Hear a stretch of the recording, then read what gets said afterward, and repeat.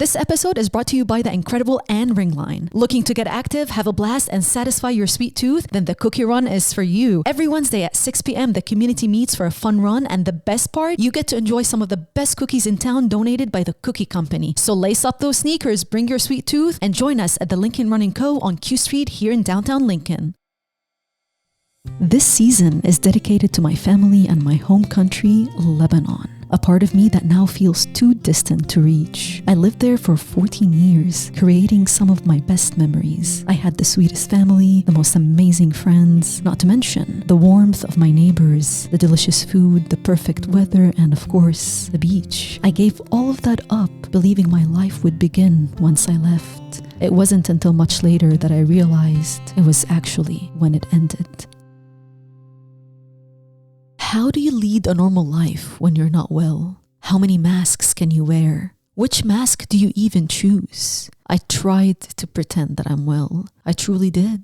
But there was no mystery behind the pain I held in my eyes. Only those who knew me would recognize it. I'll be honest, for honesty is my best forte. I'm not well. I haven't been for a while. The rocks are back. They grow heavier in my throat each day. You say my eyes are mysterious, but if you look long enough, you will understand they are reaching out to you to let you know I'm not well. I haven't been for a while. Everything is a mystery when you cannot grasp, perceive, interpret, comprehend that the only mystery there is that I'm not well. I'm not well. It's as simple and obvious as that. I haven't been for a while. The war in my homeland, Lebanon, shook me deeply. And being far away for some reason, my imagination grew wider. But it wasn't the fun and hopeful kind of imagination. It was dark, scary, and endless. My grandmother would send us text every morning, Lebanon time, which is midnight here, to inform us in a way that they are still alive, for now. I would imagine receiving news of a family member or a friend I grew up with passing away. I'd imagine seeing their faces on a post online that says, "Rest in peace."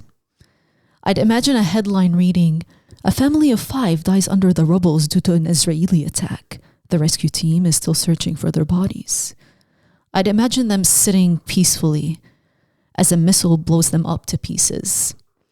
I imagined many horrible things. I don't want to bore you with the details. I think you get the picture or the reality of it. I had to carry this with me as I went to work and pretended that I was well. It was brutal. I was on autopilot. I couldn't sleep. I had no appetite. I was a robot. And to be honest, at that time, I wished I were a robot so I could get through a regular day without the clouds of imagination constantly hailing horror into my mind. So yeah, I haven't been well for a while, but I'm glad you have. As I always say, life, it's unfair. By accepting that, you will open yourself to your reality, and from there, fight the norms and be true to yourself. Welcome to You and I, the human experience. Are you aware of the journeys others must endure silently?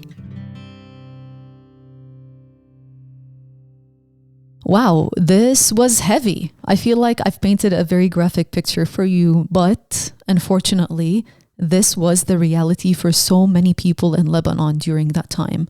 Honestly, it was also my reality. So it scares me to share this because it's a lot of emotions and it's very raw, but I know it's so important to express it. And I've been calling the season War and Death. And while it might sound stark, it's the truth. So thank you for following my journey and thank you for being open to hearing my stories. It hasn't been easy, but I'm grateful to finally be able to express what I need to say out loud. Anyways, as promised, next episode will be out next Wednesday under the title, The Thought of You. Another shout out to Anne Ringline for sponsoring this episode. And if you need more information about the running group, the Facebook link is in the description. To be continued.